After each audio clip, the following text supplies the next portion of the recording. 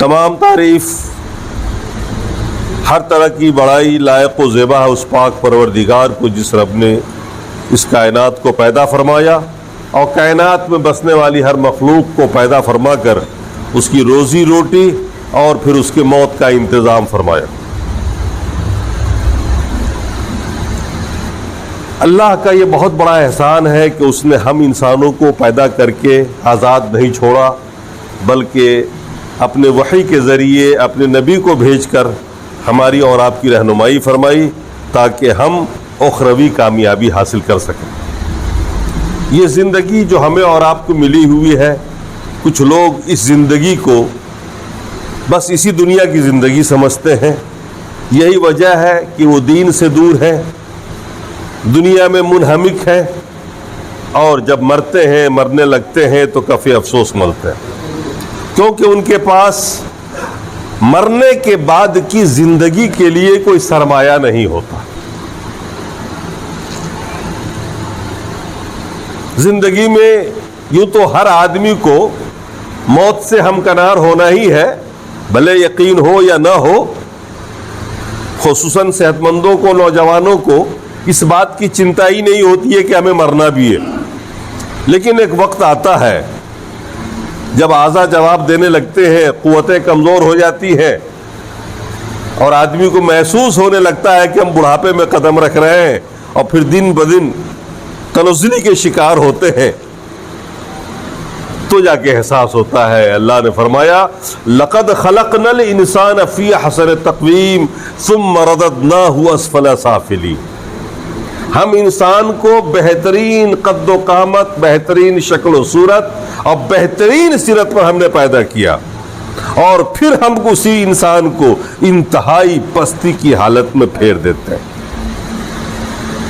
جو جوانی میں سب سے بڑا عقل مند کہلاتا ہے، اس کی عقلیں مبہوت ہو جاتی ہیں بڑھاپے میں آ کر کے، طاقتیں جواب دے جاتی ہے، دماغ، آنکھ، روشنی سارے کام کرنے بند کر دیتے ہیں۔ وہی انسان کبھی ایسا تھا اور آج ایسا ہے کہ پاخانہ پیشاب کے لیے بھی غیروں کا محتاج ہو جاتا ہے، اور اس وقت لگتا ہے کہ اب ہمیں مرنا ہے اور یہ ساری دولت بیکار ہے۔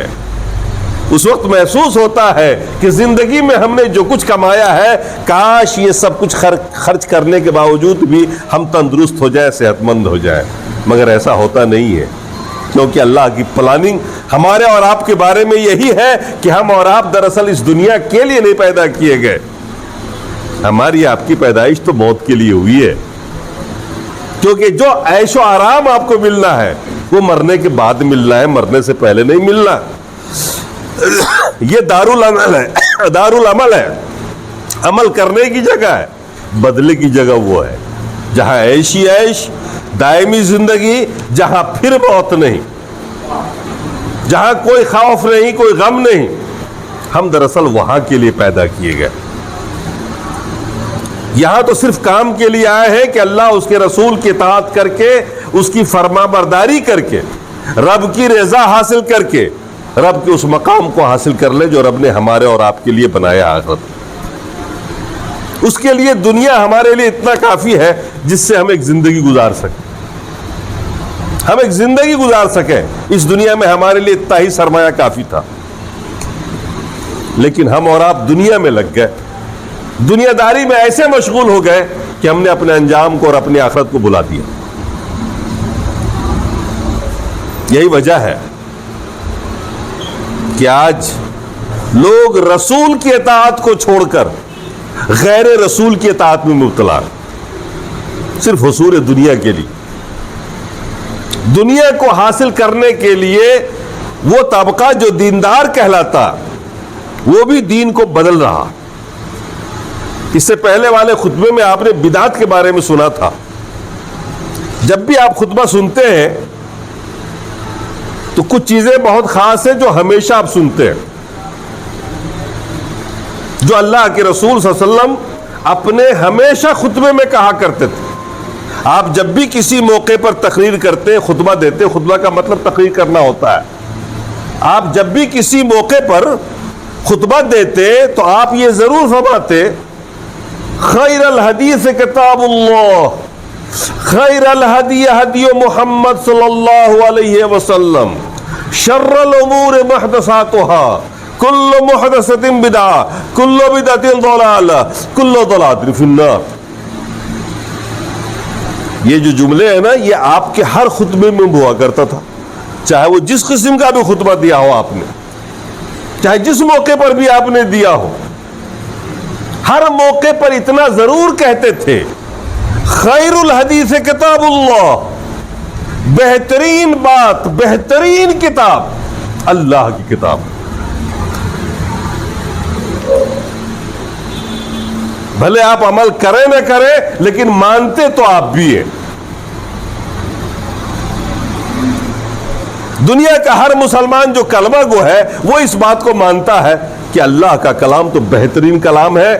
بھلے آپ نہ سمجھ سکے، نہ سمجھتے ہو، اور آپ نے سمجھنے کی بھی کوشش نہیں کی، کیونکہ سازش کچھ ایسی رچی گئی قرآن کے خلاف شروع سے ہی، بہت زمانے سے، کہ قرآن پڑھو گے تو گمراہ ہو جائے گا، قرآن کو سمجھو گے تو گمراہ ہو جائے گا، قرآن سمجھنا علماء کا کام ہے.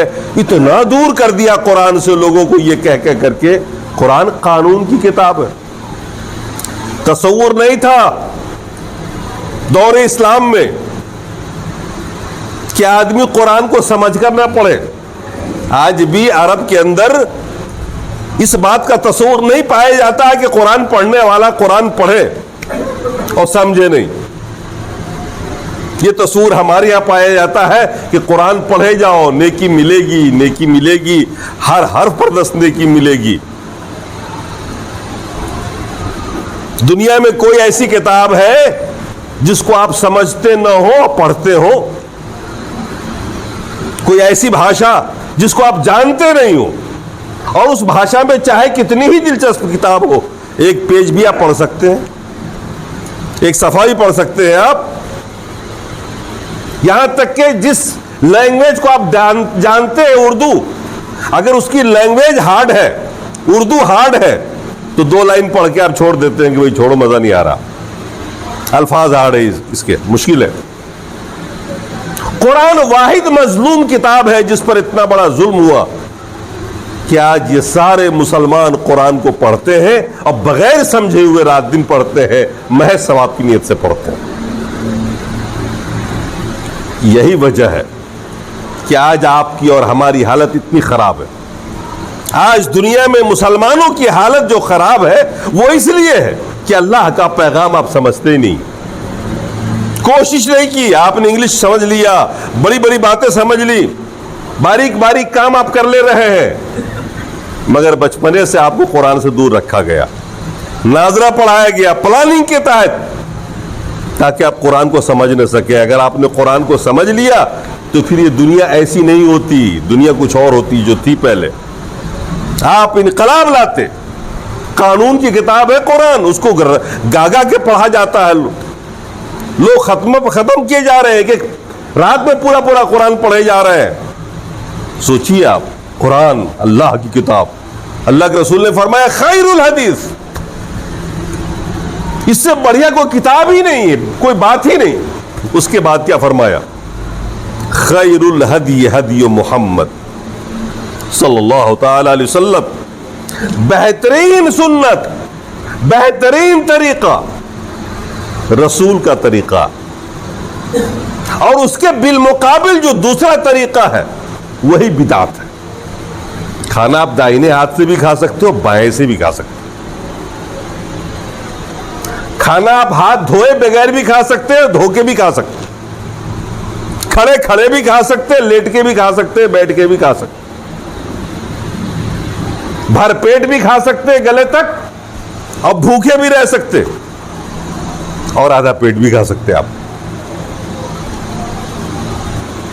بال چاہیں تو آج کل جیسے کٹا رہے ہیں چھوڑے چھاپڑے ویسے کٹوا لیں، یا جیسے کٹا رہے ہو آپ پرانا طریقہ اس پہ چلے. آپ راستے کھلے ہوئے ہیں، لیکن بہترین طریقہ ہے کون سا؟ ان طریقوں میں بہترین طریقہ کون سا ہے؟ وہ طریقہ بہترین ہے جو طریقہ رسول کریم صلی اللہ تعالی علیہ وسلم نے بتایا اور کر کے دکھایا. دین پر بھی چلنا ہو آپ کو، وہ طریقہ بھی رسول کریم صلی اللہ علیہ وسلم نے دکھایا. اللہ کے رسول نے مکے سفر کیا، مدینہ سفر کیا مکے کا، غالباً یہ فتح مکہ کا ہی وقت تھا. اللہ کے رسول بھی روزے سے تھے، بہت سارے صحابہ بھی روزے سے. عصر کے ٹائم آتے آتے روزہ اتنا مشکل ہو گیا کہ کئی صحابہ بے ہوش ہونے لگے. اور آپ جانتے ہو کہ روزہ سفر کی حالت میں چھوٹ ہے، آپ چاہیں تو روزہ چھوڑ دیں، قرآن میں اللہ نے اجازت دی ہے. لیکن پھر بھی ہم لوگ سمجھتے ہیں کہ روزہ رکھنا زیادہ بہتر ہے، زیادہ نیکی ہے. سفر میں بھی حالانکہ سہولت ملی ہے، آپ کو چھوٹ ہے. اللہ کے رسول نے پانی منگوایا اور کھڑے ہو کے سب کے سامنے میں دکھا کے پانی پیے تاکہ سارے صحابہ دیکھیں اور روزہ توڑ لیں. پھر بھی کچھ لوگوں نے سوچا کہ ہم تو دن پار لگا ہی لیں گے.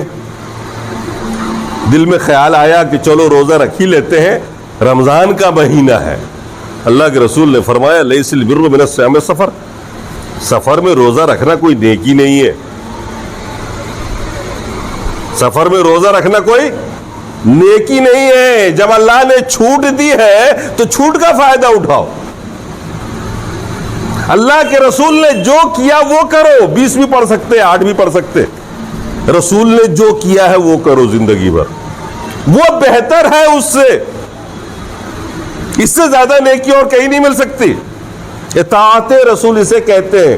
طریقے مختلف ہیں مگر ان میں اس طریقے کا انتخاب کرنا جو ہمارے رسول نے منتخب کیا. سادہ زندگی، صاف ستھری زندگی، کوئی تسلو نہیں، بناوٹ نہیں زندگی کے اندر، کوئی ریا نہیں، اخلاص اندر باہر ایک جیسے آپ بچ جائیں. یہ رسول کا طریقہ ہوا کرتا ہے. اور دیکھیں رسول کی جو زندگی بہت سادی گزری. آج ہم لوگ بہت زیادہ کما لیتے ہیں، برکت نہیں ہوتی. وجہ کیا ہے؟ فضول خرچیاں، ضرورت سے زیادہ خرچ کرنا. کماتے بھی خوب ہیں آپ، لیکن ضرورت سے زیادہ خرچے بھی آپ کے. اگر اللہ کے رسول کے طریقے کو اختیار کر لیا جائے اور سنت کے مطابق زندگی گزاری جائے تو آپ میں سے ہر فرد امیر ہو سکتا ہے، مالدار ہو سکتا ہے. ہم نے نظام بھی ایسے بنا رکھے ہیں، شادی بیاہ میں لاکھوں لاکھ کا خرچہ آتا ہے، بارات، یہ وہ. جو کام بڑی سادگی سے کیا جا سکتا تھا، جس میں خرچہ نہیں تھا، ہم لوگوں نے دنیا داری اور رسوم کے چکر میں، جو اپنے معاشرتی رسوم ہیں آپ کے سماج کے، ان کو نبھانے کے چکر میں، اپنے آپ کو ذرا دکھانے کے چکر میں آج غریب ہوتے چلے جا رہے ہیں. برکتیں نہیں ہماری زندگی اور رونا روتے ہیں. اسلام نے جو دین دیا ہے بہت سادہ، بہت اچھا دین ہے، بہت خوش ہو کے آپ جی سکتے ہیں. اللہ کے رسول فرمایا کرتے تھے کہ خیر الہدی ہدی محمد، بہترین سیرت رسول کی سیرت ہے. بہترین سنت، طریقے زندگی کو کہتے ہیں سنت. اللہ کے رسول نے جو زندگی گزاری ہے اور آپ کو جو ہدایتیں ملی ہیں اوپر سے، اور ان بات پہ جو آپ چلے ہیں، ان باتوں پہ چلنا، سنت پہ چلنا، چاہے وہ عبادات کے معاملے میں ہو، چاہے وہ معاملات کے معاملے میں ہو، چاہے وہ آپ کی ذاتی زندگی کی بات ہو یا چاہے اجتماعی زندگی کی بات ہو. اللہ کے رسول نے ہر میدان میں رہنمائی کی ہے نا، ہماری اور آپ کی. کسی ایک ہی میدان میں تو نہیں کی ہے.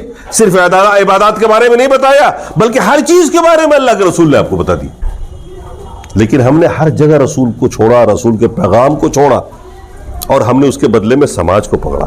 تو اللہ کے رسول ہر خطبے میں کیوں کہا کرتے تھے؟ اسی لیے کہا کرتے تھے کہ آپ کو سب سے زیادہ اسی پہ ٹارگٹ کرنا ہے، اور دین یہیں سے بدلتا ہے. اس کے آگے اللہ کے رسول نے فرمایا کہ بہترین سیرت رسول کی سیرت ہے، اور بہترین اور بدترین طریقہ شر الامور محدثاتها، بدترین طریقہ دین میں بدعتوں کی ایجاد ہے. دین کے اندر دین کے نام پر دین کے نئے نئے رسوم نکالنا، یہ بدعت دین کے نام پر. جیسے بھی دیکھا ہوگا آپ نے اسی مہینے میں لوگوں کو دیکھا ہوگا اپنے قرآن دبائے دبائے چلے جا رہے ہیں فلاں کے گھر 10 وہاں پڑھ رہے ہیں، 5 وہاں پڑھ رہے ہیں، ان کی دعوتیں ہو رہی ہیں، کھا رہے ہیں، گھر والے بھی خوش ہیں کہ چلو مرنے والے کو ہم نے نیکیوں کا انبار بھیج دیا ہے. یہ کیا ہے؟ قرآن اسی لیے آیا تھا کہ گھر گھر ہم پڑھیں، اس کا ایصال ثواب کریں، پہنچائیں ہم ثواب پڑھ کے. ایسا بھی ہوا ہے کیا شریعت میں کہ نماز آپ پڑھ کے پوسٹ کر دیں والی صاحب کے نام؟ روزہ آپ رکھیں ثواب دے دے اللہ تعالیٰ کسی کو؟ ایسا نہیں ہے وہاں نظام. وہاں تو یہ نظام ہے کہ جو آدمی جو کرے گا وہی پائے گا، کوئی کسی کا بوجھ نہیں اٹھائے گا. وَلَا تَزِرُ وَازِرَةٌ وِزْرَ أُخْرَىٰ. اللہ نے فرمایا قرآن کے اندر کوئی کسی کا بوجھ نہیں اٹھائے گا. آپ کے گناہوں کا بوجھ آپ کا بیٹا نہیں اٹھا سکتا، آپ کا دادا نہیں اٹھا سکتا. آپ کا گناہ آپ ہی کے سر پہ اور آپ ہی کو اٹھانا پڑے گا. اور جو نیکی بھی آپ کریں گے وہ آپ ہی کے کھاتے میں جائے گا، کسی اور کھاتے میں نہیں آ سکتا. آپ اس کو ٹرانسفر نہیں کر سکتے. دنیا کے بینکوں والا نظام نہیں ہے. فَمَنْ ثَقُلَتْ مَوَازِينُهُ فَهُوَ فِي عِيشَةٍ رَاضِيَةٍ. جس کے عمل کا وزن بھاری پڑے گا قیامت کے دن خود کا، وہ عیش کی زندگی میں ہوگا. وَأَمَّا مَنْ خَفَّتْ مَوَازِينُهُ. اور جس کے عمل ہلکے پڑ جائیں گے ترازو میں، جو یہاں وزن تولا جائے گا آپ کی نیکیوں کا بدیوں کا، تو برباد ہو جائے گا.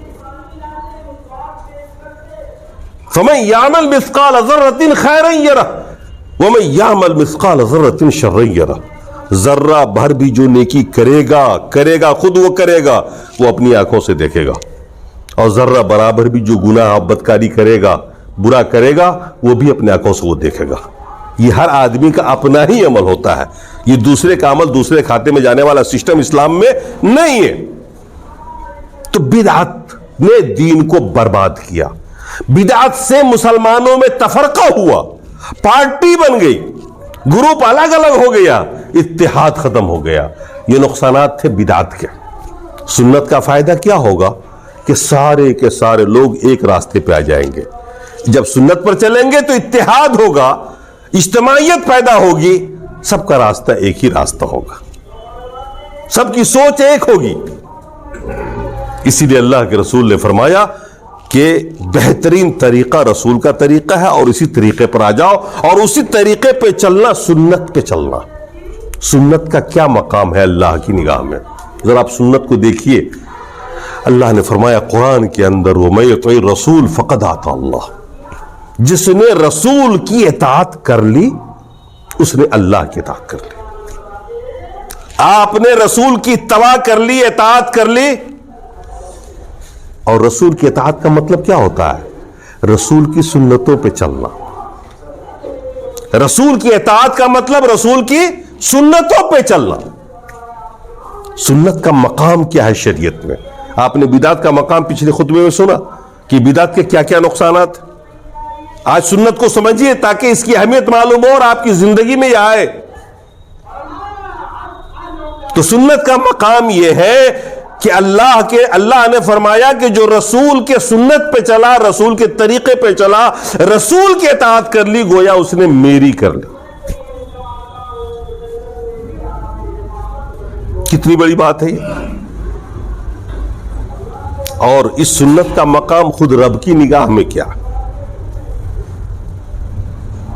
اللہ نے قرآن میں فرمایا ان کنتم تحبون اللہ فاتبعونی یحببکم اللہ ویغفر لکم ذنوبکم.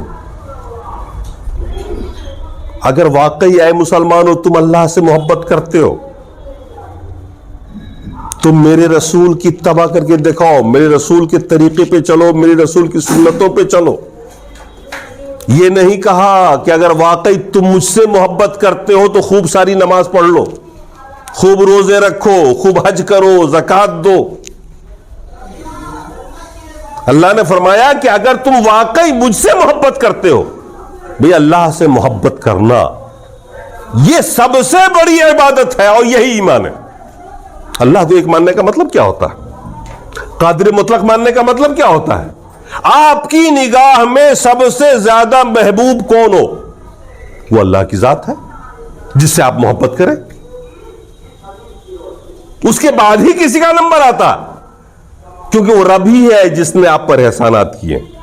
اس رب نے ہی تو آپ کو پیدا فرمایا، اسی نے زندگی دی، اسی نے صحت دی، اسی نے آپ کے لیے کائنات بنائی، اسی وہی بارش برساتا ہے، وہی آپ کی روزی کا انتظام کرتا ہے، وہی آپ کی زندگی کا مالک ہے. پھر محبت آپ ماں باپ سے کرنے لگے رب کے مقابلے میں، یا رسول سے کریں یا اولیاء سے کریں، یہ تو سراسر کفر ہوگا. یہ کفر ہوگا. ایمان کا مطلب اور ایمان کا حاصل اور ایمان کا خلاصہ یہ ہے کہ آپ کے دل میں سب سے زیادہ محبت جو ہو وہ اللہ کی ہو. تو اللہ نے فرمایا اگر واقعی تم کو رب سے محبت ہے، ان کنتم تحبون اللہ، اگر تم واقعی رب سے محبت کرتے ہو تو اس محبت کی دلیل ایک ہے، اس کا ثبوت ایک ہے تمہاری طرف سے، میرے رسول کی سنتوں پہ چلو. یہ ہے سنت کا مقام. اگر آپ سنتوں پہ چلنے لگے تو کیا ہوگا؟ اللہ نے فرمایا ان کنتم تحبون اللہ فاتبعونی. نتیجہ کیا ہوگا اس کا؟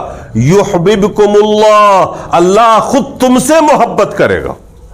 کتنی بڑی بات ہے، اللہ خود تم سے محبت کرنا شروع کر دے گا.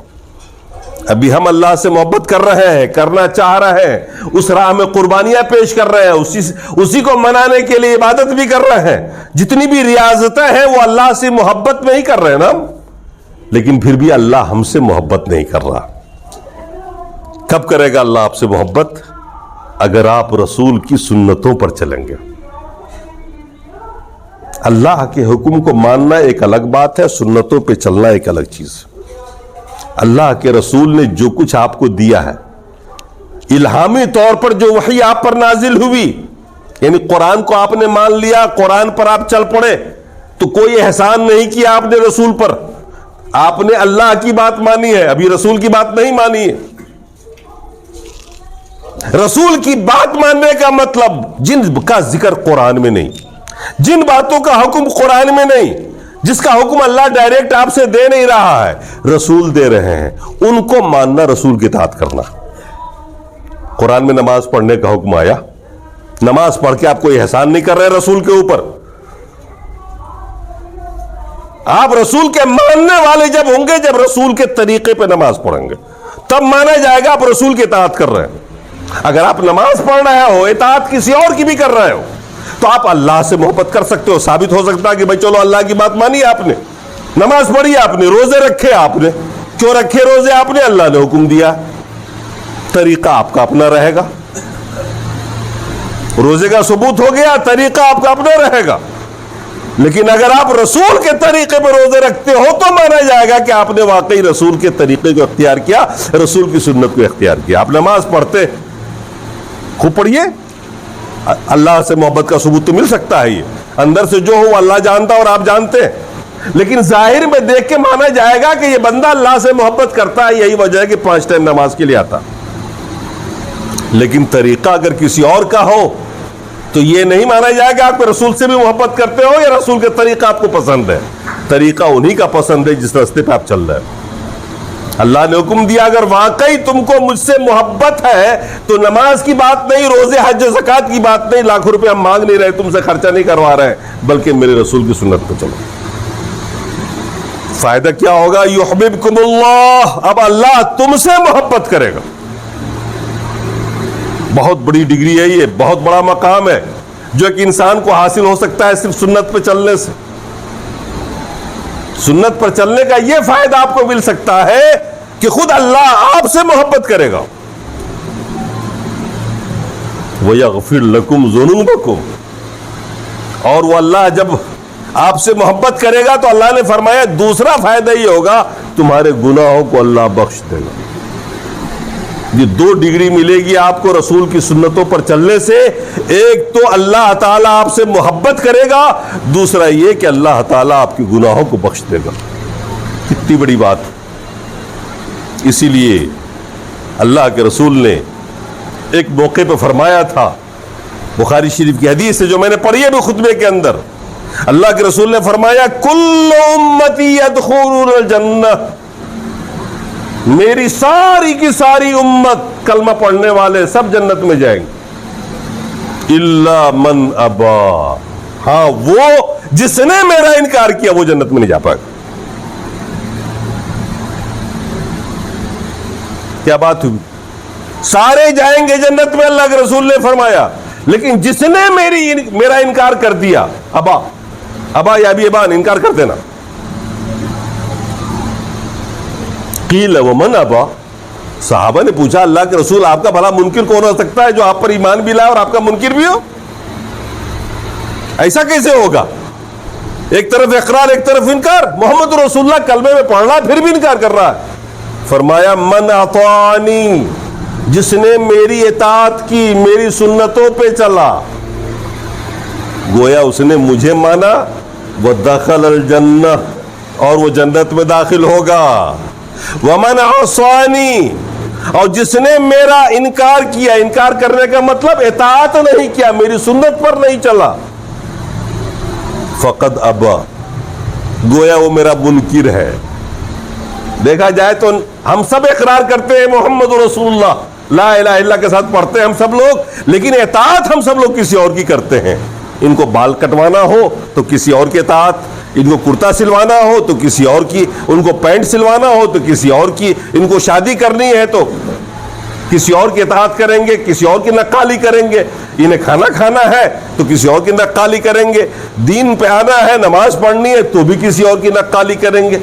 بھئی رسول کہاں ہے آپ کی زندگی میں؟ جب رسول آپ کی زندگی میں نہیں، آپ کی اطاعت ہی میں نہیں، تو رسول کی اطاعت کیسے کریں گے آپ؟ اور نہیں کیا آپ نے تو عملاً انکار کر رہے ہیں. عملاً آپ انکار کر رہے ہیں رسول کا. منہ سے اقرار ہے اور عمل سے انکار ہے. اسی لیے امام بخاری نے حدیث کی روایت کی اور فرمایا کہ اللہ کے رسول نے فرمایا انکار کون کر رہا ہے میرا؟ من اطاعنی دخل الجنہ، جس نے میری اطاعت کی، میری سنت پہ چلا. اور یاد رکھیے سنت کوئی معمولی چیز نہیں ہے. عام طور پر لوگ فرض نبھا کے سنت چھوڑ کے چل دیتے، چاہے وہ نماز کی سنتیں ہوں یا دیگر معاملات کی سنتیں ہوں، سنتوں کو چھوڑ دیتے، ان کی پرواہ نہیں کرتے. وہ سوچتے ہیں سنت ہے، نماز مفروضہ کے بعد یا اس سے پہلے یا اور بھی جو سنتیں ہیں، سلام کرنا سنت ہے.